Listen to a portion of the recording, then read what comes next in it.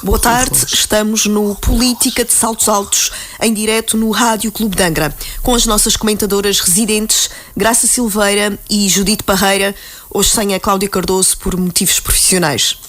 Em dias de intensa movimentação política na região.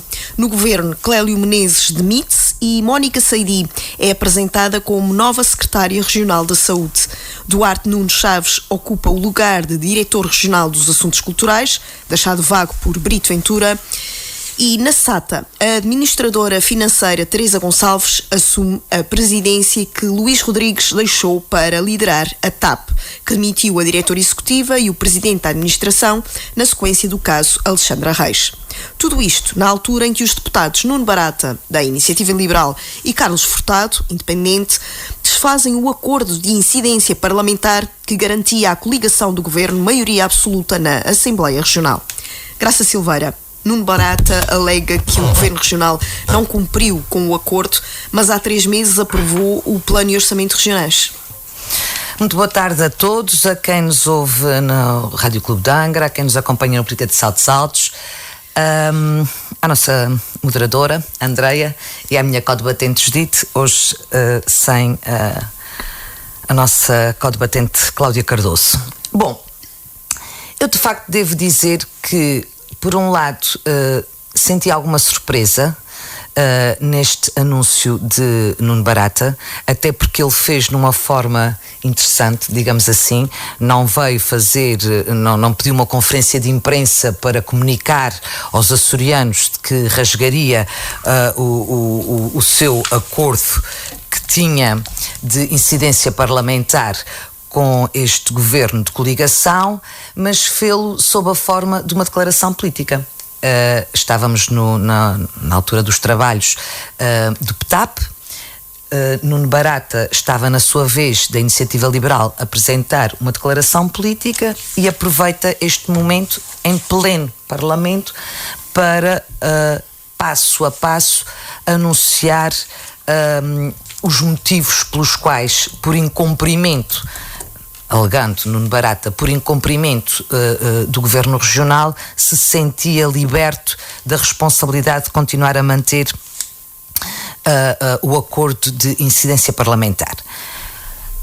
A verdade é que há muito pouco tempo atrás há uma aprovação do orçamento em que Nuno Barata diz que as suas linhas vermelhas eram a privatização da SATA, o endividamento zero, até que este governo aceitou, e com algumas críticas e com alguma razão, de que numa altura de crise como esta, com o aumento da inflação, etc., o endividamento zero fazia com que o governo perdesse um dos instrumentos que tem de ajuda, de compensação e de intervenção em alguns setores sociais que vão claramente passar por momentos de grande turbulência.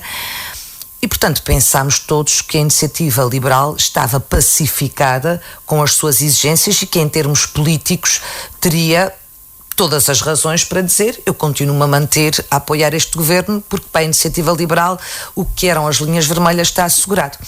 Agora, verdade seja dita que a liderança a nível nacional da Iniciativa Liberal mudou. E não sei, eles não chamam congresso, convenção, acho que é assim que é a reunião magna da Iniciativa Liberal se chama. Na última convenção ficou claro que o novo líder, o Rui Rocha, não se sentia nada confortável em fazer parte de uma direita que contasse com a participação do Chega. A verdade é que o Governo Regional dos Açores é o exemplo, eu costumo dizer, é o estudo académico ou laboratorial de uma coligação de direita com o apoio do Chega. E acho que esta visita na semana passada aos Açores de Rui Rocha, que na altura a comunicação social disse que não fazia declarações porque o líder da Iniciativa Liberal na região é que teria uma palavra a dizer, e quando Barata tem uma palavra a dizer é rasgo o acordo de incidência parlamentar, parece-me claro que a Iniciativa Liberal, a atual liderança, não quer fazer parte de uma solução governativa em que o Chega faça parte. Até porque quem automaticamente diz é para rasgar o acordo, eu também quero rasgar o meu. O deputado independente, ex-líder do Chega, que até de uma forma muito estranha diz... o acordo que eu fiz, que está aqui, porque ele não fez acordo nenhum, quem fez o acordo foi o Chega, e que de resto, pelas declarações de Pacheco no plenário e de António Ventura, de André Ventura, peço desculpa, a nível nacional, reitera o apoio à estabilidade da governação da coligação. É verdade que a última semana foi... coincidentemente com a vinda de Rui Rocha, foi uma semana em que várias coisas aconteceram neste governo. E acho que a gota d'água foi a demissão de Clélio Menezes. Mas mais grave que a demissão de Clélio Menezes, porque é público e publicado de que a vida de Clélio Menezes nunca foi fácil, desde logo pela pasta que tem e o trabalho hercúleo que teve que fazer, que muda o governo a meio de uma pandemia, ainda não havia vacinação, etc, etc. E provou aquilo que eu sempre defendi, que os secretários devem ser políticos, mais do que pessoas muito bem preparadas tecnicamente, porque para isso nós temos os diretores regionais. É preciso políticos que façam uma leitura política e que não tenham medo de decidir. E Clélio Menezes foi um secretário que tomou decisões, não deixou o barco andar, tomou decisões difíceis, fez a revisão de carreiras, fez um trabalho fantástico, e a mim custa-me que sejam sempre os bons e os que nós reconhecemos como tendo um trabalho fantástico, que depois, no métier político, acabam por dizer, olha, fiquem lá vocês com a campainha, com a bicicleta e eu vou embora. E bateu com a porta. E bateu com a porta com estrondo. Porque ao contrário daquilo que se costuma ver na política, que se alega questões pessoais e etc, etc, não. Ele disse claramente, por questões estritamente políticas. Aquilo que faltou dizer a Clélio Menezes era com quem é que havia incompatibilidades inultrapassáveis, de onde é que vinham as ingerências. Porque esta omissão, o que é que nos leva a pensar? Que é o que toda a gente pensa e diz em alta voz, o problema foi com o Artur Lima. Porque com o Artur Lima aconteceu um episódio que foi público e muito falado, que foram as declarações do Artur Lima, numa altura muito crítica de negociações com os médicos do H10, do Hospital de São Miguel, em que havia uma situação de praticamente ruptura com o Presidente do Conselho de Administração, em que houve demissões em Barda, quase tudo que eram chefes de serviço se demitiram, em que José Manuel Bolieiro teve que fazer cair o Conselho de Administração para conseguir alguma paz social na saúde, e Artur Lima tem umas declarações infelizes, até porque não tutelava a saúde, em que diz que os senhores doutores têm que trabalhar, todos nós sabemos, não vale a pena, e portanto, por omissão, pensa-se que seria, mas politicamente até este tipo de incompatibilidades até se pode perceber, porque são partidos diferentes que têm que fazer parte de uma coligação em que tem que haver cedências. Agora, a Presidente do Conselho de Administração, Cristina Fraga, que originou todo este problema, que é persona non grata na saúde, no dia que Clélio Menezes apresenta a sua demissão publicamente, que foi no sábado, no Conselho de Governo, que ocorre exatamente nesse sábado, é aprovada a criação de uma estrutura de missão que vai gerir os dinheiros da saúde e que vai ser presidido por Cristina Fraga. E acho que isto, e Nuno Barata diz que foi a gota d'água. Quer dizer, então, como é que se vai nomear uma nova secretária da saúde que depois tem que andar a perguntar se pode gastar dinheiro? Eu não percebo, quer dizer, falou-se tanto mal no tempo dos socialistas da saúde Açor. Esta estrutura de missão parece que é uma saúde Açor 2, que vai fazer a gestão dos dinheiros da saúde.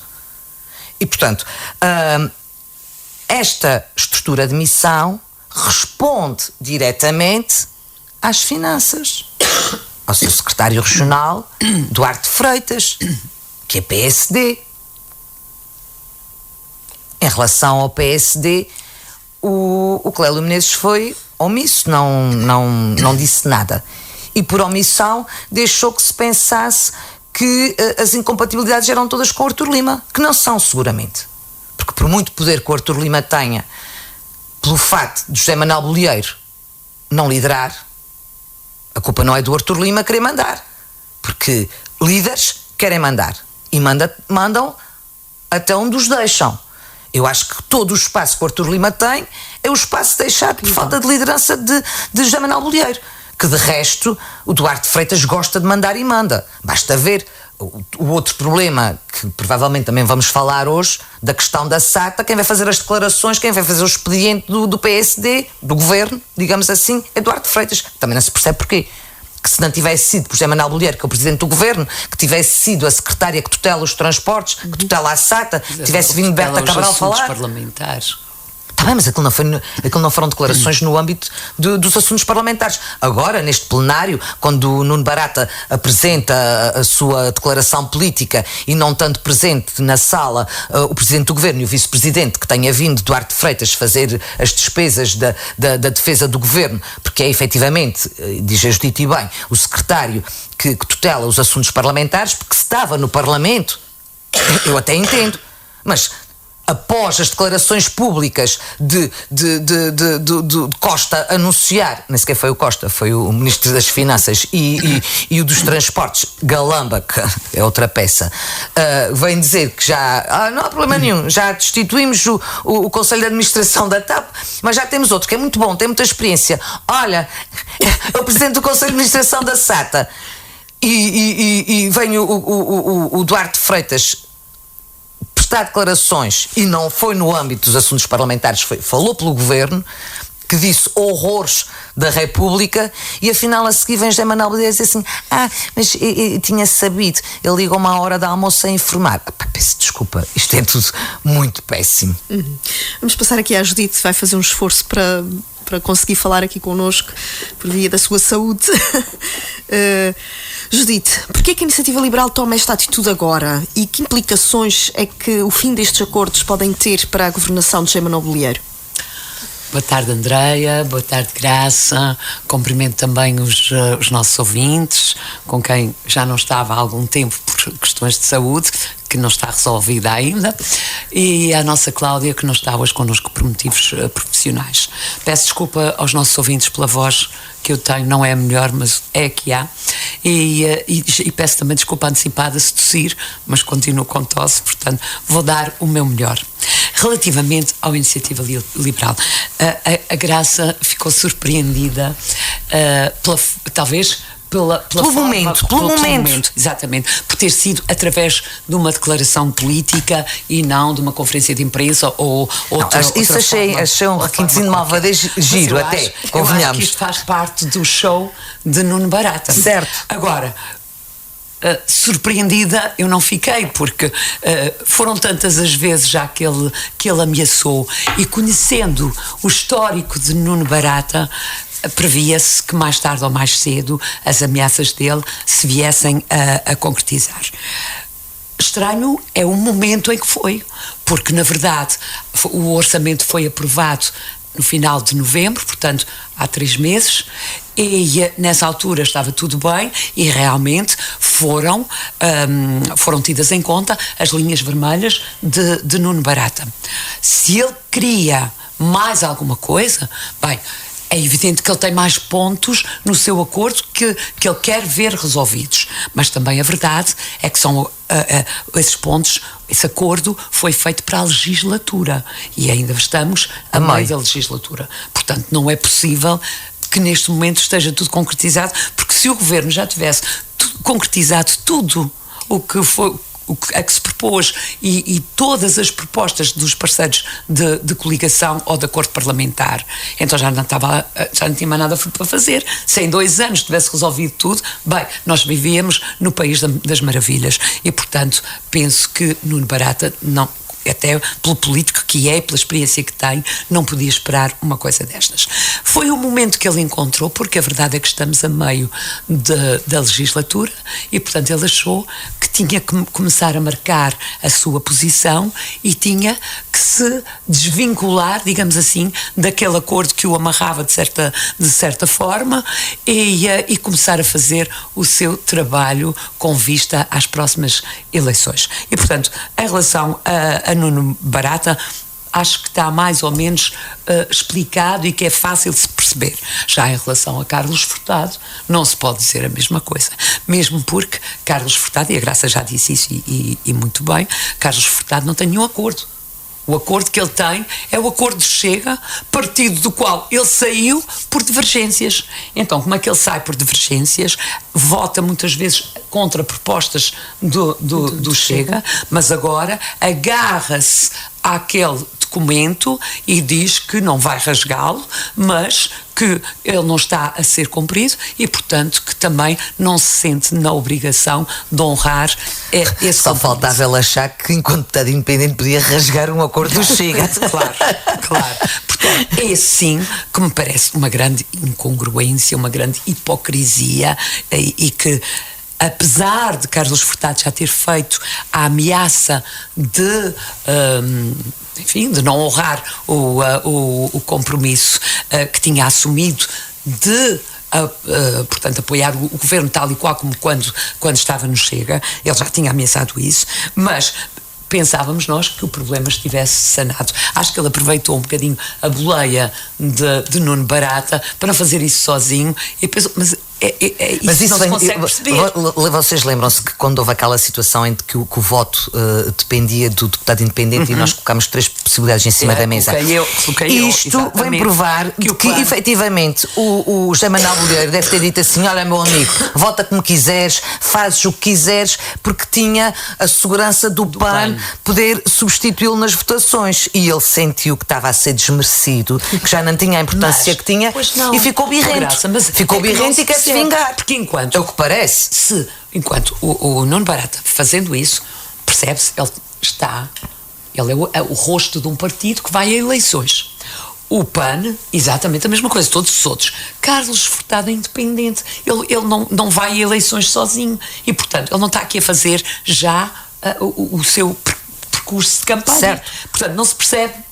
Eu acho que ele próprio também não percebeu ainda. Mas eu acho que foi na onda. Mas foi de birra, foi assim. Ele já não consegue brilhar. Os últimos 2 anos que ele vai fazer vai ser cada vez mais desmerecido. Claro. Ou vai sair como uma criatura perfeitamente irrelevante e que ninguém vai ter memória, ou faz uma saída com algum estrondo como esta, aproveitou a boleia do Nuno Barata, já que é para bater com a porta, e também bate com mais força, e portanto sai com alguma relevância, digamos assim. De forma que se note. Isso. É isso. Agora, com estrondo. Não acho que esta situação, nenhuma nem outra, vão fazer cair o governo.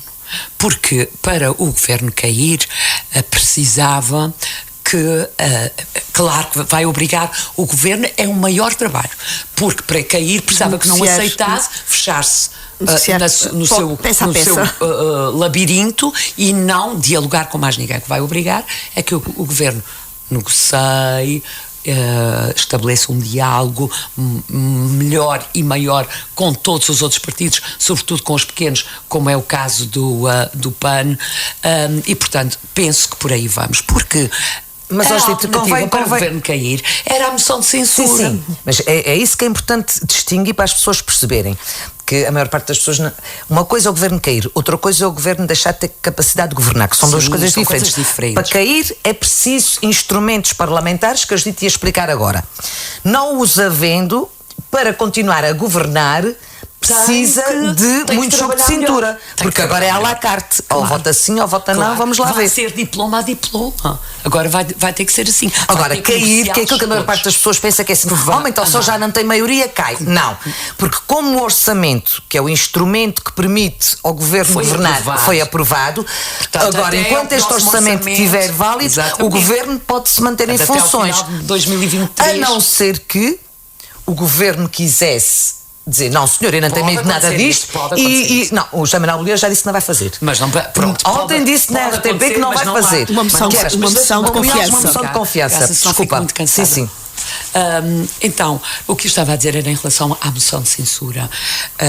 Eu acho muito engraçado. O PS agora insiste em que o governo, a única forma de se legitimar é pedir uma moção de confiança. Ora, não acho nada disso. Devia. A moção de confiança foi há 3 meses atrás. Está bem, claro. Mas houve coisas que aconteceram por politicamente. Deputados, isolando completamente o PS e o Bloco de Esquerda. Portanto, foram 30 os deputados que lhe deram a confiança e que legitimaram. Mas até o fulano do PAN, até o do PAN disse que achava péssimo que tivesse saído Clélio. O grande problema aqui é que o Clélio era muito consensual em relação... Não, era muito consensual em relação a essas pontinhas que podem apoiar. E isso é que faz uma mudança política. Concluir o seu raciocínio. Em relação ao Partido Socialista, também não acredito que o Partido Socialista tenha a coragem política de apresentar uma moção de censura. Porque pode correr mal.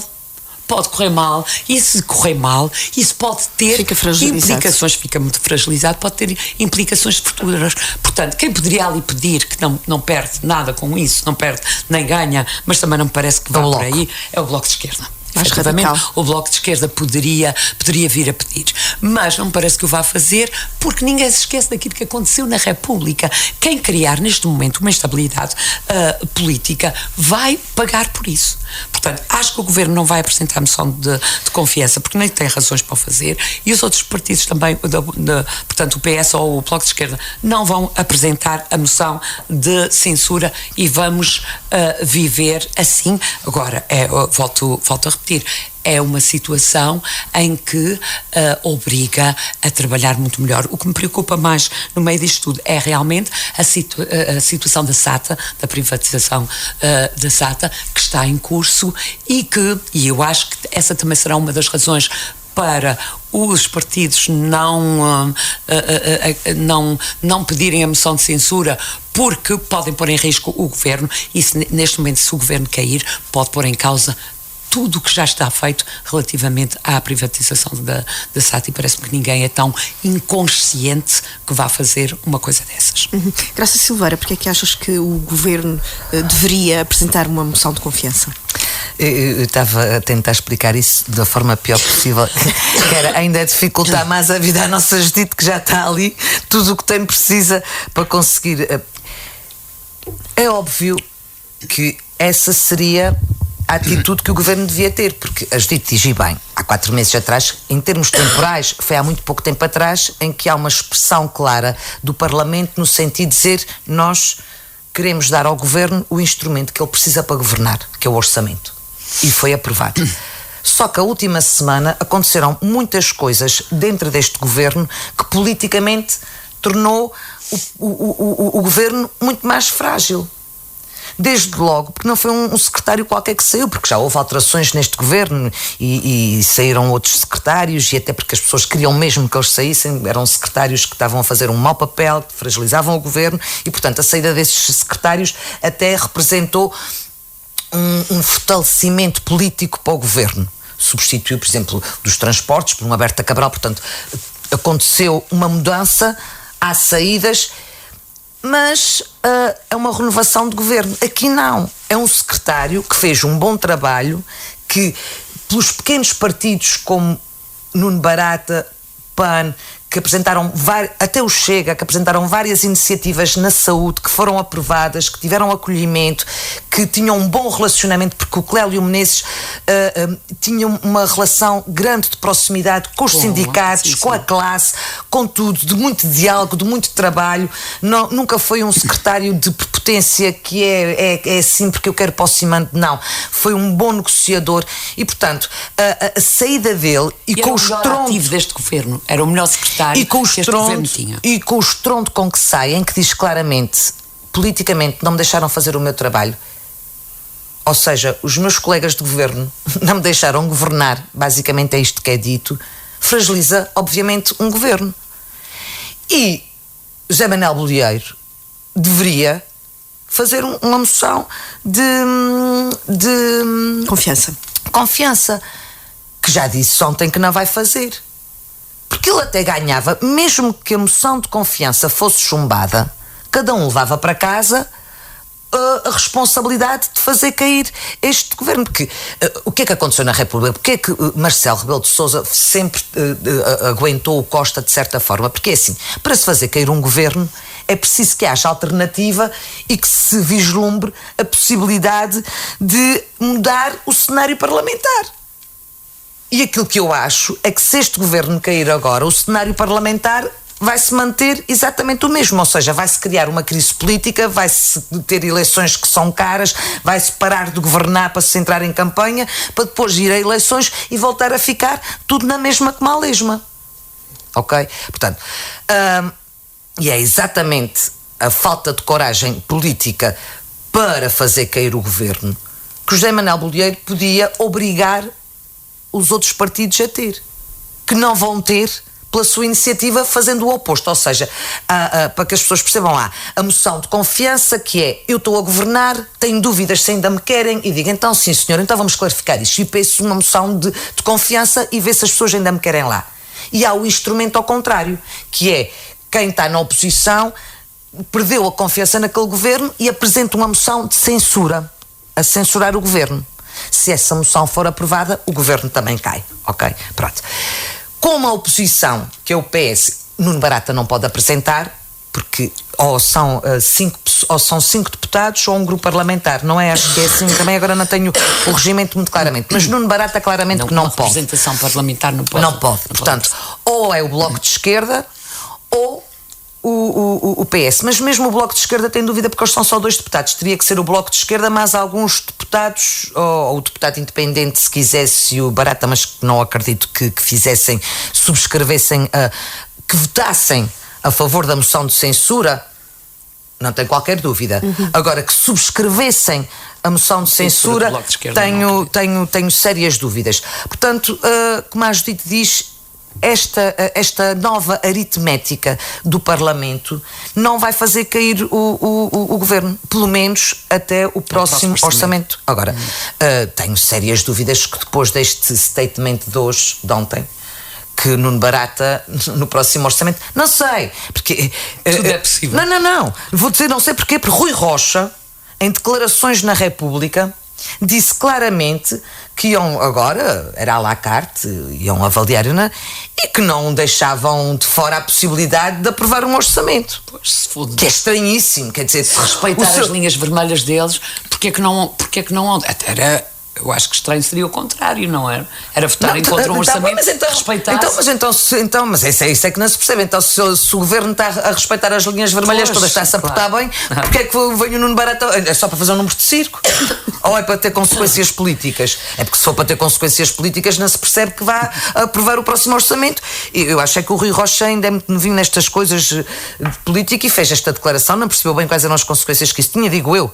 Ou então vai provocar uma fricção interna na iniciativa liberal, em que a República acha uma coisa e o Nuno Barata acha que a iniciativa liberal nos Açores vai fazer outra. Também pode acontecer. Judite Parreira, na cultura também há novo diretor regional, o terceiro desde o início desta governação. Sim, não está fácil, a cultura não está muito fácil. Pronto, sabia-se que o anterior diretor regional da cultura já tinha pedido para sair em janeiro, alegando motivos pessoais. Parece, não sei, não sei, as informações que eu tenho não são oficiais, mas que lhe terão pedido para aguardar mais um tempo e para que todas as remodelações fossem feitas em simultâneo. A verdade é que só agora e já estava mais ou menos previsto que fosse em março, agora é substituído.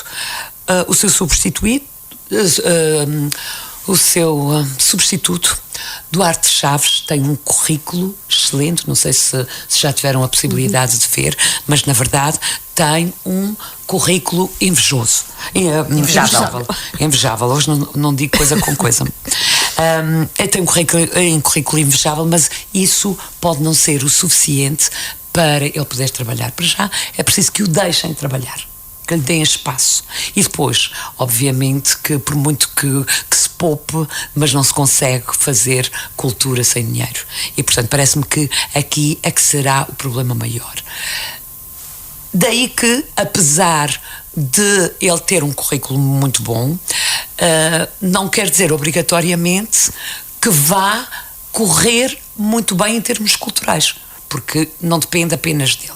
Eu desejo-lhe o melhor, porque desejo o melhor para a cultura nos Açores, porque, como já disse aqui várias vezes, acho que a cultura é um dos pilares de desenvolvimento de uma sociedade e, na verdade, a nossa sociedade precisa de um pouquinho mais do que aquilo que está a ter. Acho que a cultura deve ser olhada com outros olhos. Agora, não faço apreciações em juízos de valor de uma pessoa que eu não conheço, portanto, ele tem um bom currículo, muito bom mesmo, mas de resto não posso dizer mais nada, posso apenas desejar-lhe um bom trabalho. Em relação à saída de Clélio Menezes,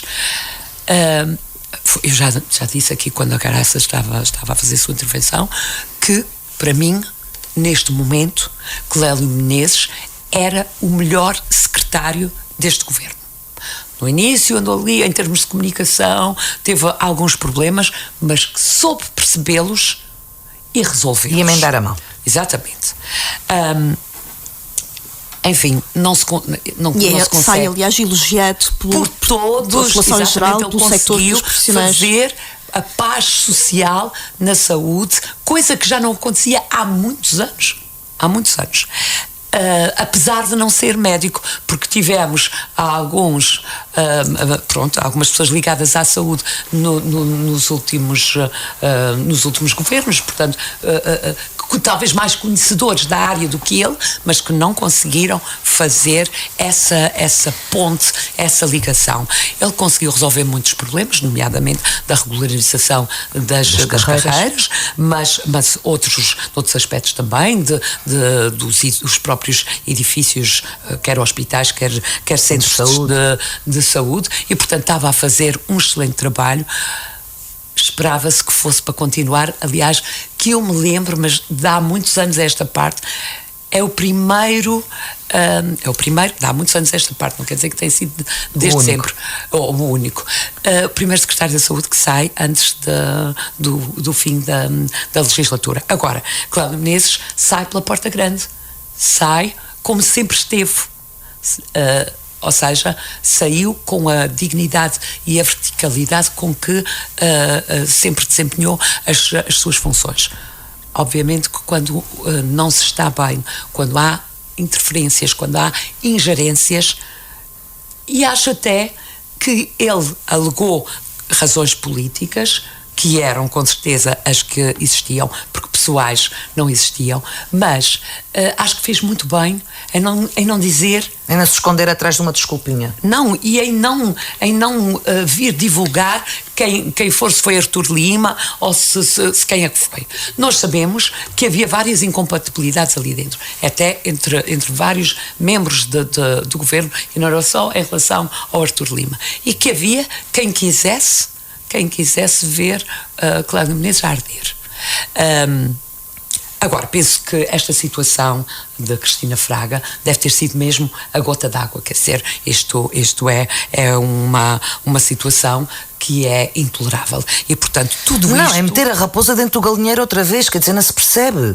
Eu acho que tudo isto contribuiu para que Clélio Menezes percebesse que tinha que pôr um fim a esta situação, e não pondo pôr fim a esta sequência de acontecimentos, então era ele que tinha que sair, porque já não tinha mais condições políticas para continuar assim. Lamento muito, porque é a saúde dos açorianos que sai prejudicada daqui. E eu não estou com isto a dizer que a substituta de Clélio Menezes, portanto a nova secretária, que não vá fazer um bom trabalho. Também não vou julgar isso. Sim, mas com o presente envenenado que já lhe deram à partida, ela já está novamente condicionada. Embora ontem por várias vezes tenha dito que lhe tinham dado autonomia para fazer o trabalho que Mas para fazer continuidade. Se a Judite diz que para fazer cultura é preciso dinheiro, saúde é preciso muito dinheiro. E dão-lhe autonomia para decidir o que é que ela quer para a saúde, mas não lhe dão autonomia financeira. Quer dizer, criam uma estrutura de missão que é como se fosse uma saúde Açor 2, o que se disse da saúde Açor. Agora volta-se a criar uma coisa que, pronto, obviamente não tem a mesma natureza jurídica, sim, mas tem a mesma função. Tem. É uma estrutura Agora, de missão para gerir o dinheiro da saúde e que responde diretamente. A nova secretária aceita isso. dessas condições. Claro. Portanto, é porque está preparada para governar assim. Também desejo muitas felicidades, porque é para bem da saúde dos Açores e dos açorianos. Na igreja. Mas antes disso, ninguém disse nada da saída do Luís Rodrigues. Eu acho que é importante falar disso. Vamos voltar. Ainda não tinhas falado nisso e tinhas sido a primeira a falar. Só dei um toquezinho. Sim, que o Galamba anuncia, cheio de pompa e circunstância, que ia buscar o seu amigo Luís Rodrigues. Voltando à SATA, a SATA perde o seu presidente porque a TAP despede a liderança supostamente por justa causa, a meio de um processo de privatização que ia ser apresentado entretanto. Não, o processo de privatização vai continuar. Agora, todos nós sabemos que era uma missão dificílima, que Luís Rodrigues ficou pela sua competência, não foi pela sua cor política, porque todos nós sabemos que foi trazido pelos socialistas para cá. Sim. Acabou por ficar, a determinada altura, em termos políticos, falou-se muito de que o atual governo regional não queria reconduzir Luís Rodrigues, mas os funcionários da SATA fizeram uma pressão enorme, foi outro que conseguiu a paz social. A verdade é que nunca mais, durante o último ano, eu nunca mais me lembro de um atraso da SATA. Não. Eram tudo a correr bem. Estavam as coisas a correr bem, fez um trabalho muitíssimo bem feito. Tem pena, é que José Manuel Bolieiro, a única coisa que tem para dizer é que foi informado, mas que até se sentia muito orgulhoso. E é verdade que ele foi informado naquele dia. Agora, não pode ficar orgulhoso. Pode ficar orgulhoso de terem vindo buscar alguém aos Açores que fez um bom serviço. Mas não pode ficar satisfeito. Com certeza. Para dizer, a única coisa é dizer assim, orgulho muito, quer dizer que eles vieram cá buscar porque temos os bons. Ele também disse que era uma má notícia para os Açores. Mas o grande drama dos Açores e de qualquer lado é ter capacidade de manter os melhores. É ter a capacidade de manter uma massa crítica de gente competente que possa não só gerir os nossos destinos, como fazê-lo. Portanto, o que é que me interessa dizer assim? Olha, eu estou muito à vontade para dizer porque eu sou sportinguista, é sempre a mesma conversa, é uma excelente escola de quadros. Produzimos os melhores jogadores de futebol, mas depois não conseguimos ficar com eles, que vão para os outros clubes. E foi basicamente aquilo que o Luís Rodrigues disse. Encaro isso com muita naturalidade. Nós sabemos que é assim, a SATA é pequenina, a TAP é grande, pagam mais.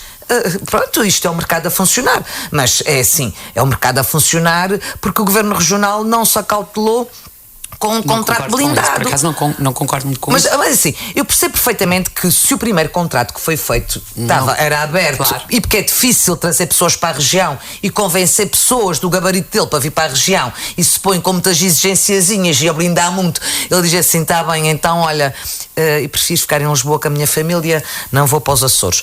Portanto, percebo tudo isso, eu tenho a clara noção de tudo isso. Se tentasse neste segundo contrato blindar a sua saída, ele não tinha aceito.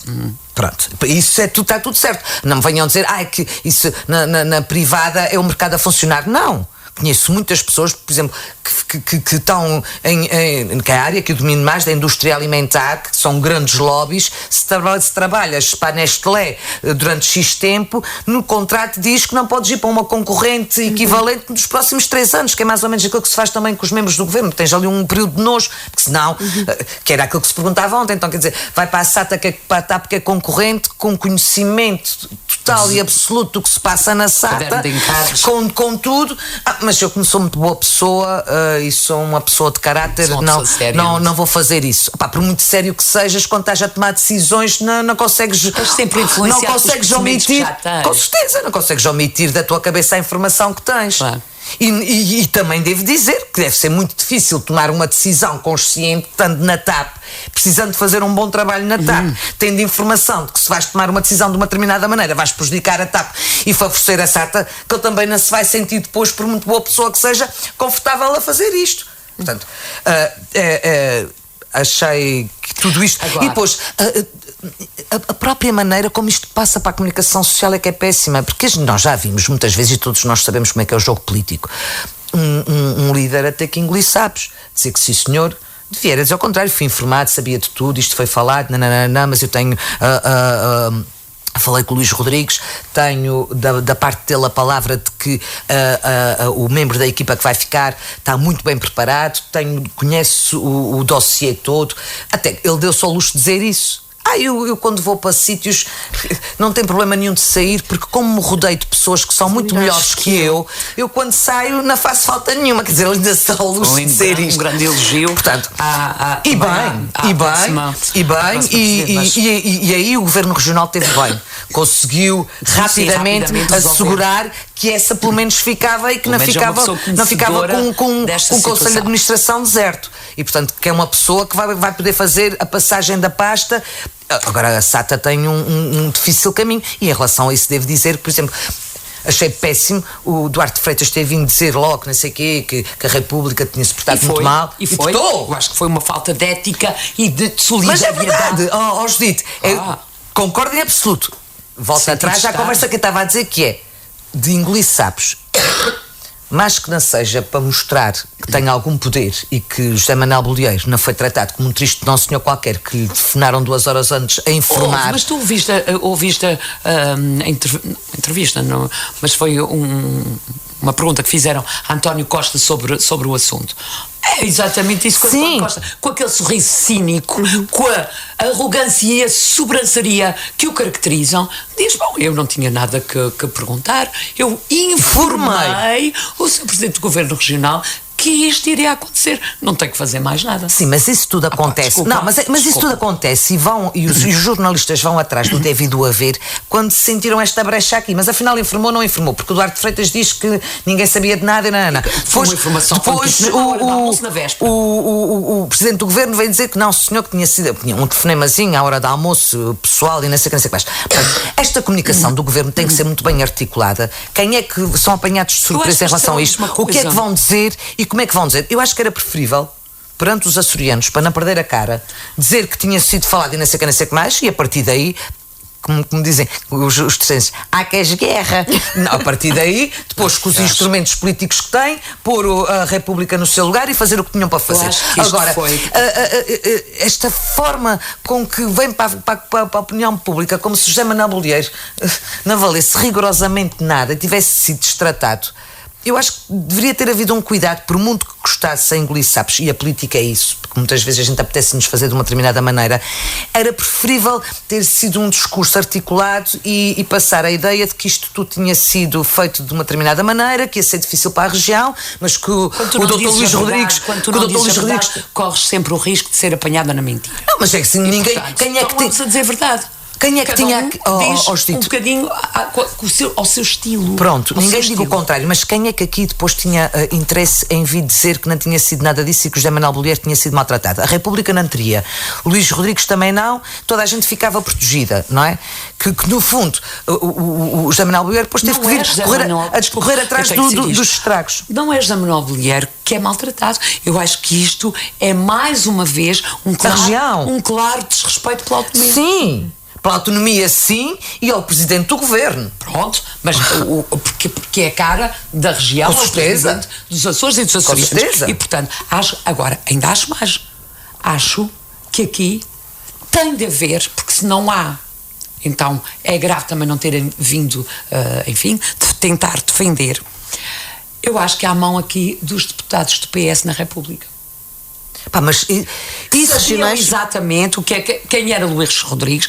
António Costa não conhecia Luís Rodrigues, se calhar, mas os deputados do PS na República conhecem. Com certeza, e foram os que deram o nome de Luís Rodrigues para o PS o contratar. Foram eles que tentaram pôr areia na engrenagem num processo que estava a correr bem, numa situação que estava a correr bem nos Açores. Não acredito que tenha sido por pensar: a única pessoa capaz de salvar a TAP é Luís Rodrigues. Não foi por isso. Também não deve haver muitos CEOs com capacidade de um dia para o outro depois ter o coisa que tivessem. Porque ali juntaram o útil ao agradável. Ou seja, foi muito útil, porque o Luís Rodrigues é uma pessoa competente e reconhecido por toda a gente. E foi muito agradável meter areia na engrenagem. Mas, Judite, pensa politicamente comigo, que é assim. Isso, eu até era capaz de assinar essa tese se o PS Açores quisesse fazer cair o governo agora.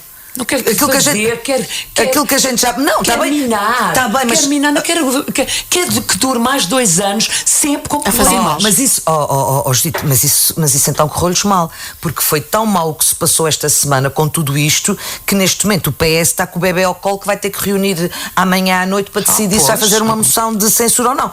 E isto era uma consequência que podia acontecer e que o PS dos Açores não queria, e portanto, se os amiguinhos da República fizeram isto, saiu-lhes o tiro para a culatra, porque agora estão com o bebê ao colo. Só para ir minando. E há ainda o que está na base disto tudo, que é os despedimentos da TAP, que de certa forma ilibam o governo da República desta problemática do caso Alexandra Reis. Mas não, é por falar nisso, é assim, Alexandra Reis recebeu uma indenização para se ir embora. E outro dia disse a brincar, e vocês viram, será que o Luís Rodrigues também vai pagar uma indenização ao Governo Regional por saída por injusta causa? Dava jeito. Apetecia. Podemos então passar à temática seguinte que tínhamos aqui alinhavada. Na Igreja, o Bispo de Angra afastou 2 padres na sequência do relatório apresentado pela Comissão Independente para o Estudo dos Abusos Sexuais. Graça Silveira, esta atitude do Bispo Armando Esteves Domingues contraria a anunciada a nível nacional? Bom, em relação a isso, devo dizer que ainda bem que o nosso Bispo Armando teve essa atitude, porque eu já estava com um amargo de boca, com um desencantamento, com um desalento, que tínhamos aquela esperança de que com tudo isto que a Igreja podia ter esta oportunidade de dar um passo em frente, que não deu 2 para trás, quer dizer, o anúncio da conferência dada como resultado do encontro da Conferência Episcopal Portuguesa, que ia avaliar o relatório, para além da forma, o próprio tom burocrático e muito pouco empático, como se estivéssemos a falar de uma coisa qualquer, a ler um relatório de uma coisa qualquer, olha, das canalizações lá de casa, quais são os canos que estão avariados, quer dizer, que desde logo uma pessoa já fica com o coração nas mãos. Depois, com desculpas esfarrapadas do tipo, tem lá nomes que a gente nem sequer tem o último nome, não sabe onde é que estão, como é que vamos afastar estas pessoas, nem sequer podemos chegar a elas, quer dizer, não podemos chegar a elas, peço imensa desculpa. Isto, no fundo, é voltar a fazer aquelas vítimas de novo. Pá, senti-me insultada quase com aquela comunicação. Já estava pensando, pronto, mas isto não tem. É uma estrutura demasiado pesada. A Igreja não consegue fazer uma meia-culpa, não consegue se responsabilizar pelos danos causados, de sofrimento, de vidas inteiras estragadas, quando a Igreja existe exatamente para o contrário, para nos salvar, para nos libertar, para nos ajudar. Não, é para causar mais sofrimento e com coisas feias. E depois vem o nosso Bispo Armando, em que, segundo aquilo que sei, só tinha lá 5 nomes de padres açorianos, e desses 5 ele afastou 2, quase metade. E portanto, com coragem, sem grandes espalhafatos, gostei muito, porque ele é um bispo, ele é suave, mas firme. Ele não faz grandes anúncios e espalhafatos, mas faz o que tem que ser feito. E isso deu-me uma nova esperança. Judite, a Graça estava aqui a falar em 2 padres que foram afastados. Foi noticiado que seria um da Terceira e um de São Miguel. Do que eu ouvi, os outros 3 já teriam morrido. Por acaso, os dados que eu tenho, mas não sei se são fidedignos, é de que havia 8 casos, portanto no relatório, 8 casos nos Açores. Desses 8 casos, 4 dos hipotéticos violadores já tinham morrido, portanto 3 eram sacerdotes e 1 leigo. Dos outros 4, 2 a Comissão não conseguiu encontrar culpa, portanto havia algumas incongruências e portanto foram ilibados, digamos assim.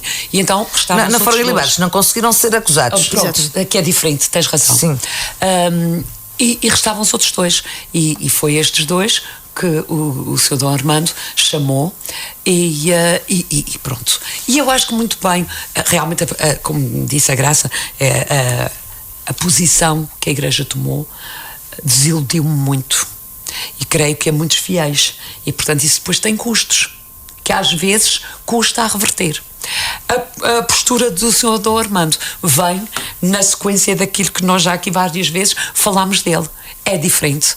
Este bispo é diferente, é uma pessoa do bem, é uma pessoa da luz, e o que ele fez não foi condenar previamente estes padres, não foi assumir uma culpa que ainda não se sabe se eles têm ou não, foi deixar andar o processo. Foi deixar andar o processo com rigor e clareza, com transparência, não há aqui nada feito por trás, e afastando-os também os protege, porque reparem que agora não sabemos quem são os padres, mas isto daqui a alguns dias já se vai saber. Imaginem o que é estes padres estarem na sua paróquia e saber se os paroquianos saberem que eles estão a ser investigados. Portanto, mesmo que no fim, porque até ao fim, portanto temos que ter sempre em conta de que eles podem ser inocentes, portanto gozam da presunção da inocência, mas mesmo que isso viesse a acontecer, vão ficar sempre visados pelas pessoas, e portanto acho que a forma também de os proteger é afastá-los, e é a forma do processo seguir com rigor e transparência.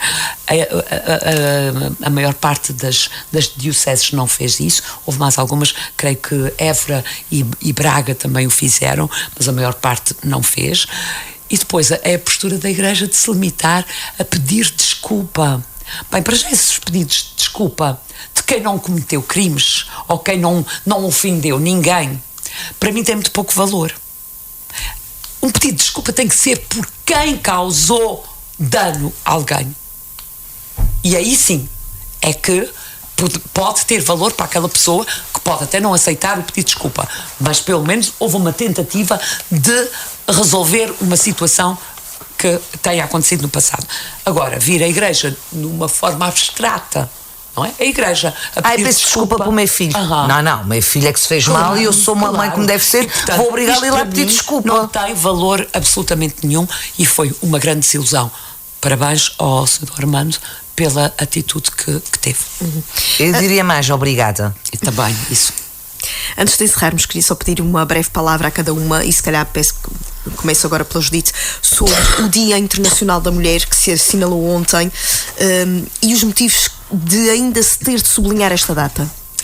Olha, Andreia, eu não gosto de comemorar o Dia Internacional da Mulher, porque nós comemoramos, quando comemoramos, oferece-se umas flores, faz-se assim umas homenagens às mulheres, e lembra-se aquelas mulheres que no passado lutaram para que hoje tivéssemos os direitos que temos. E até parece que está tudo feito. E depois, ao final do dia 8, é um pouco como Natal, embrulham-se essas boas intenções todas em papel de jornal, que é para nós estragar, guarda-se numa caixinha, que é para dar para até ao ano seguinte, e fica tudo assim, mas ninguém se lembra. E portanto isto é uma profunda hipocrisia, e para esse peditório eu não dou. Eu acho que é preciso pensar a mulher, e há muito que pensar durante os 365 dias no ano. Pensar que o ano passado, no ano 2022, morreram 28 mulheres. Não foram vítimas de cancro, nem vítimas de nenhum acidente de viação. Foram vítimas de violência doméstica, dos maridos, dos companheiros, dos namorados. Foram assassinadas 28 mulheres em Portugal no século XXI. Isto é inadmissível, e tem muito que se pensar, muito que se refletir e muito que se agir para combater esta situação, porque estes homens que mataram estas 28 mulheres são filhos de mães que são mulheres e que não os souberam educar para ter mais respeito pelas mulheres. E, portanto, em termos de educação, temos um percurso enorme a fazer. E depois, claro, podemos falar sempre das desigualdades salariais, por exemplo, que se situam em Portugal nos 13%. Nós aqui somos sortudas, não é? Para já somos mulheres com voz, não é? Depois, da terceira, voz da terceira. Depois, somos mulheres que no meu caso, eu creio que, não sei se o caso da Graça é a mesma coisa, mas eu sou funcionária pública. Também? Pois, pronto. Da e, República, portanto, os mas homens pública. não ganham mais, os homens não ganham mais do que nós. Aqui está tudo certo. A Andreia é empresária liberal. e, portanto, também não tem esse problema. Mas está bem, mas se formos ver dentro da minha estrutura... inúmeras mulheres que estão nesta situação. Mas se quisermos falar a esse nível, mas dentro da estrutura das universidades, etc, quer dizer, quantas reitoras é que tivemos? Por acaso, este ano escolheram a nossa reitora da Universidade dos Açores para ir à JSD, dar o testemunho. Por acaso, não acho que tenha sido um bom elemento para representar as mulheres, mas depois há isso, a desigualdade de género ao nível das escolhas, dos lugares de poder, de decisão, de tudo isso. Há um trabalho enorme a fazer e esse trabalho tem que ser feito ao nível da educação. E senão não vale a pena estarmos aqui a comemorar o Dia Internacional da Mulher, porque isto é uma hipocrisia. Disse. Graça Silveira. Bom, eu acho que a Judite já disse tudo e eu igual. Eu também não gosto nada de comemorar o Dia da Mulher, porque só a assunção de que é preciso haver um dia especial do ano para comemorar o Dia da Mulher é assumir uma desigualdade, porque não há o Dia Mundial do Homem. Ora bem. Da mesma maneira como eu também nunca gostei das cotas, mas percebo que se a sociedade não é capaz de fazer escolhas livremente com a representatividade que todos nós devemos ter, porque eu acho que uma sociedade em que a diversidade contribui para o todo, com maneiras de pensar diferentes, com cores de pele diferente, com cultos diferentes, com backgrounds de vida diferentes, tudo isso enriquece-nos, porque uma sociedade monocromática com a mesma religião em que todos pensamos igual, que falamos igual e vestimos igual, é seguramente mais pobre. E a mulher representa mais de 50% deste universo de humanidade, com todas as diferenças que tem, todas, e que têm que ser assumidas pela sociedade. E que percebo que, como é longa a caminhada, há instrumentos legais que nos ajudam a proteger, nomeadamente as cotas que obriga-se a cumprir, e há pessoas que... Mas depois tem, claro, os efeitos perversos. Há pessoas que estão naquele lugar, não porque são a mais competente, não sei o que mais, mas para aquela lista, não sei o que mais, o meu terceiro lugar tem que ser uma mulher. Quem é? Quem é que a gente tem aí de mulheres? Olha, vai aquela. Portanto, também tem esses efeitos perversos. Eu penso que o meu contributo para esta discussão, eu posso dizer, olha, o Política de Saltos Altos é um exemplo de que o Dia da Mulher é todos os dias. São mulheres que fazem análise política, que dão o seu contributo, porque esse é um exemplo na área do documentário político. Nós vemos ainda ontem todos estes problemas que têm acontecido na região, todos os painéis de documentário político são homens. Portanto, logo aí se percebe. Não é uma misoginia assumida, que não é. Mas é instituída. Que é o pior, é o que não se assume, mas que está instituído e que ninguém denuncia.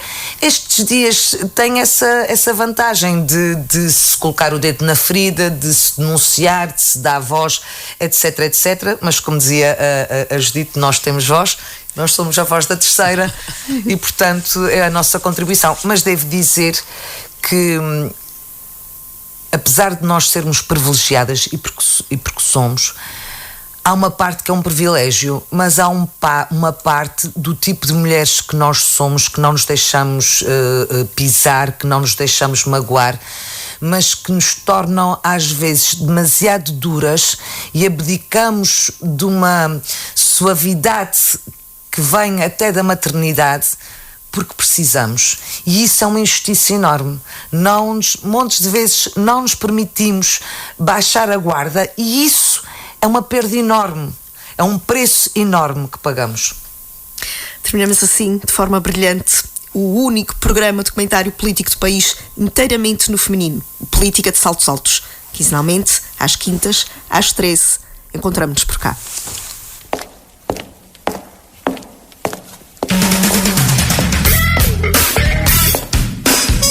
Política de Saltos Altos. Todas as quintas-feiras às 13 horas no Rádio Clube de Angra.